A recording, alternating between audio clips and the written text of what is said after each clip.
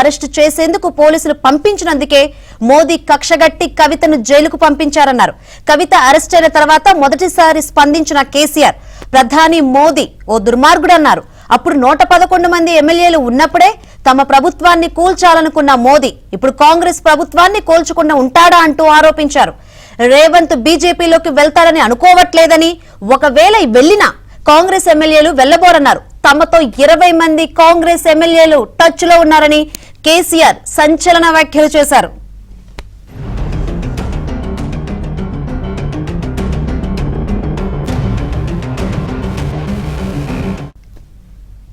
Right, ఇదే విషయం గురించి మరింత సమాచారాన్ని మా ప్రతినిధి నరసింహరావుని లైవ్ ద్వారా అడిగి తెలుసుకుందాం. నరసింహరావు, ఈ కేసీఆర్ కామెంట్స్ ని, సంచలన కామెంట్ ని ఎలా చూడాలంటారు?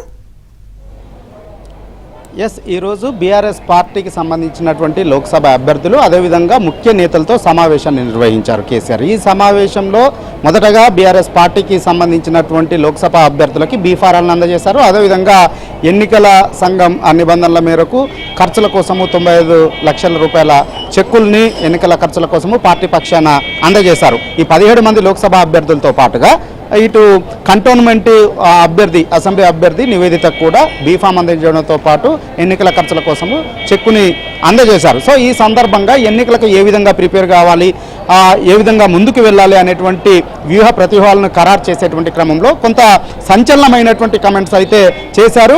ఒకంత ఈ కమెంట్స్ అన్నీ కూడా బీఆర్ఎస్ పార్టీ నాయకుల్లో, శ్రేణుల్లో ఒక భరోసా నింపడం కోసము, విశ్వాసాన్ని పెంచడం కోసము, జోష్ నింపడం కోసము మాట్లాడారనే మనము చెప్పుకోవచ్చు. ప్రధానంగా ఈరోజు మాట్లాడుతున్నటువంటి క్రమంలో ప్రభుత్వం, ఇప్పుడున్నటువంటి కాంగ్రెస్ ప్రభుత్వం గురించి మాట్లాడుతూ కొన్ని కీలకమైనటువంటి కామెంట్స్ చేశారు.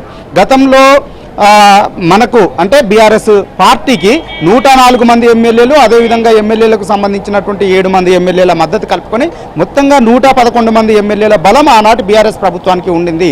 అయినప్పటికీ కూడా ఆనాడు భారతీయ జనతా పార్టీ, మోడీ ప్రధానంగా ఆనాటున్నటువంటి బీఆర్ఎస్ ప్రభుత్వాన్ని కూల్చేందుకు కుట్రలు చేశారు. ఎమ్మెల్యేలు కొనుగోలు కోసం ప్రయత్నాలు చేశారు. సో ఆ కుట్రలన్నింటినీ కూడా బీఆర్ఎస్ ఆనాటి ప్రభుత్వము తిప్పికొట్టింది. ఆనాడు కొనుగోలు చేయడం కోసం ప్రయత్నాలు చేసినటువంటి దొంగల్ని దొరకబట్టాము. అదేవిధంగా వారిపైన కేసుల్ని పెట్టాము, జైలుకు పంపించాము. ఈ కుట్రలో భాగస్వామిగా ఉన్నటువంటి భారతీయ జనతా పార్టీకి సంస్థాగతంగా జాతీయ సెక్రటరీగా ఉన్నటువంటి బిఎల్ సంతోష్ పైన కూడా ఆనాడు కేసును పెట్టాము. ఆనాడు బిఎల్ సంతోష్ను అరెస్ట్ చేయడం కోసము తెలంగాణ పోలీసుని కేంద్ర భారతీయ జనతా పార్టీ కార్యాలయానికి కూడా పంపించాము. సో అప్పటి నుంచే మోడీ కక్ష కట్టాడు. సో ఆనాడు 111 మంది ఉన్నటువంటి ఎమ్మెల్యేల మద్దతు ఉన్నటువంటి ప్రభుత్వాన్ని కూల్చేందుకు ప్రయత్నం చేసినటువంటి మోడీ ఆనాడే అంత దుర్మార్గంగా వ్యవహరించారు. కానీ ఇప్పుడు కేవలం 64 మంది ఎమ్మెల్యేల మద్దతే, సిపిఐ కలుపుకొని 65 మంది ఎమ్మెల్యేల మద్దతు మాత్రమే ఉన్నటువంటి కాంగ్రెస్ ప్రభుత్వాన్ని కూల్చకుండా ఉంటాడా? సో ఖచ్చితంగా ఏడాది తర్వాత ఈ ప్రభుత్వము, కాంగ్రెస్ ప్రభుత్వం గందరగోళంలో పడబోతుంది. ఖచ్చితంగా ప్రభుత్వం కూలబోతుంది. ఏడాదిలోపు ఎన్నికలు కూడా వచ్చేటువంటి అవకాశం ఉంటుంది. కాబట్టి దానికి సంసిద్ధంగా ఉండాలి అని ఈ సమావేశంలో కేసీఆర్ చెప్పినట్లుగా తెలుస్తూ ఉంది. సో ఈ సమావేశంలోనే ఈ లిక్కర్ స్కామ్ పైన కూడా ఒక హాట్ కామెంట్ చేశారు. కవిత అరెస్ట్ పైన కూడా ఈ సమావేశంలో మాట్లాడినట్లుగా తెలుస్తూ ఉంది. ఈ లిక్కర్ స్కామ్ అనేటువంటిది అంతా ఉత్తిదే. బిఎల్ సంతోష్ను అరెస్ట్ చేయడం కోసం ఆనాడు పోలీసుని పంపించినటువంటి నేపథ్యంలోనే మోడీ కక్ష కట్టాడు. అప్పటి నుంచే బీఆర్ఎస్ వెంటబడేటువంటి ప్రయత్నం చేస్తూ ఉన్నారు.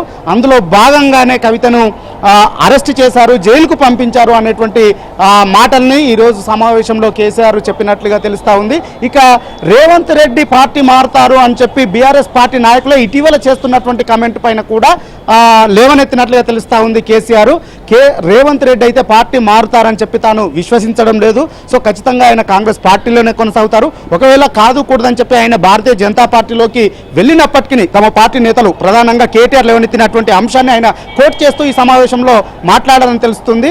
సో కేటీఆర్ చెప్పినట్లుగా తానైతే పార్టీ మారుతారు అని చెప్పి తాను విశ్వసించడం లేదు. ఒకవేళ కాదు అని చెప్పి మారినా కానీ అక్కడ ఉన్నటువంటి ఎమ్మెల్యేలు ఎవరు కూడా రేవంత్ రెడ్డి వెంట భారతీయ జనతా పార్టీలోకి వెళ్లరు. ఆ పార్టీకి సంబంధించినటువంటి 20 మంది నేతలు తనతో టచ్లో కూడా ఉన్నారు.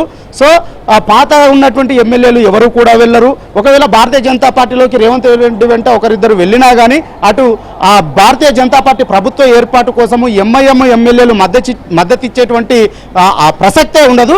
సో ఈ నేపథ్యంలో ఖచ్చితంగా రాబోయే ఏడాది కాలంలో కాంగ్రెస్ ప్రభుత్వం గందరగోళంలో పడుతుంది, మోడీ ఖచ్చితంగా ఆ ప్రభుత్వాన్ని కూల్చేస్తాడు, ఎన్నికలు రాబోతున్నాయి అనేటువంటి కోణంలో మాట్లాడారు. సో ఇప్పుడైతే ఈ కామెంట్స్ హాట్గా మారాయి.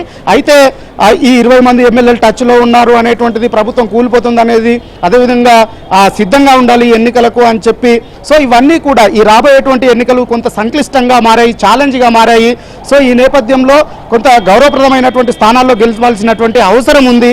ఇప్పటికే స్తబ్దుగా నేతలంతా కూడా వరుస పెట్టి కాంగ్రెస్లోకి, భారతీయ జనతా పార్టీలోకి వెళ్తున్నటువంటి నేపథ్యంలో, స్తబ్దుగా కేడర్ అంతా మారినటువంటి నేపథ్యంలో వారిలో ఒక జోష్ను, ఉత్సాహాన్ని నింపి ఎన్నికల్ని ప్రిపేర్ చేయడం కోసం, సన్నద్ధం చేయడం కోసము ఈ విధమైనటువంటి కమెంట్స్ చేసి ఉంటారనేటువంటి ఒక చర్చ అయితే ఇప్పుడు జరుగుతూ ఉంది. శంకర్.